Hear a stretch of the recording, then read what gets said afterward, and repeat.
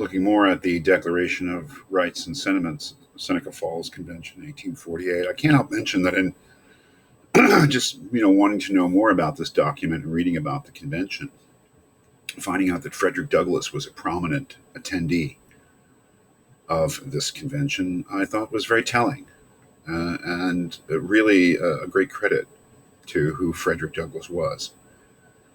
That is, he had a great interest in women's rights and in promoting them, and pretty amazing, pretty amazing man.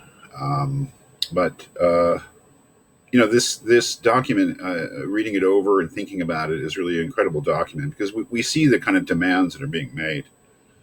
This, you might call them the nitty gritty demands about the right to vote, which women don't have at this time, the right of married women to own property, which women don't have at this time.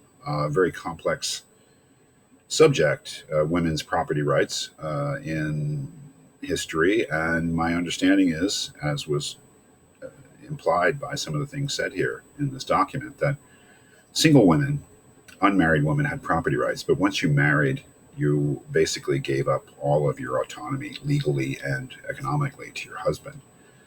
That meant you could no longer own separate property. If you did work, your wages became something that could be controlled by your husband, things like that. So there are these nitty gritty, very practical demands: the right to vote, the right for women, married women, to own property. And then there are these other demands, these other complaints, which don't really have to do with law. They have to do with social life and the culture. For instance, this one at the top here, he being men, and the tyranny of man that Mary Wollstonecraft talked about is echoed here. This claim that men are tyrants, that they exercise power beyond right over women, seems to be very much the way of thinking of this document.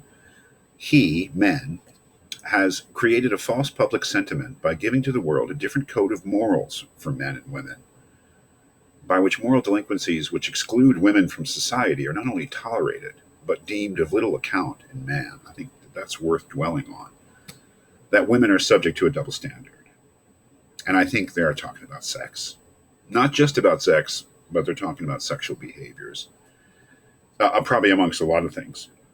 But that if we think about sexual behaviors, that men who are promiscuous sexually, it's tolerated and not really that important. But women, oh boy, if women are promiscuous, then the hammer comes down. Like this double standard. And I'm sure they don't just mean sexual behaviors, but I mean lots of other behaviors too. But this complaint that women are subjected to an entirely different sort of moral standard than men, and that it's unfair, and that the kind of things that are winked at or tolerated amongst men's behaviors, are viewed as women as bad enough, as they say, to exclude them from society. But what an amazing thing to say in 1848, because this is not a concrete political right we're talking about. This is a cultural attitude that they're saying needs to be changed. And I think that distinction is important. I think also this last complaint here, men in general, has endeavored in every way that he could to destroy her confidence in her own powers, to lessen her self-respect, and to make her willing to lead a dependent and abject life. Again, that is not a concrete complaint in the sense, so we don't have the right to vote, we don't have the right to own property. I think it's like the other one. It is a complaint about a cultural attitude, generally speaking, that men